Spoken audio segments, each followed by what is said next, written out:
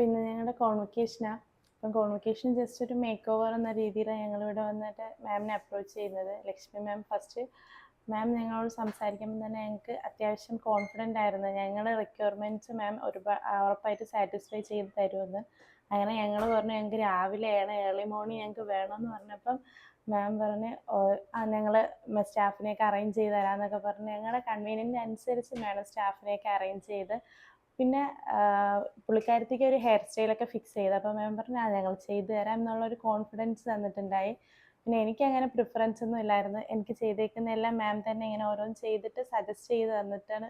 അപ്പം ഇങ്ങനെ ചെയ്താലോ എന്ന് ചോദിക്കുമ്പോൾ മാം അതിനനുസരിച്ചില്ല ഇത് കൊള്ളാം അങ്ങനെ പറഞ്ഞ് ചെയ്തു തന്നതാണ്. ഞാൻ സാറ്റിസ്ഫൈഡ് ആണ്. ഞാനും വളരെയധികം സാറ്റിസ്ഫൈഡ് ആണ്. വിചാരിച്ചതിനേക്കാളും ഒത്തിരി നന്നായിട്ട് തന്നെ ചെയ്തിട്ടുണ്ട്. അതുപോലെ മാഡം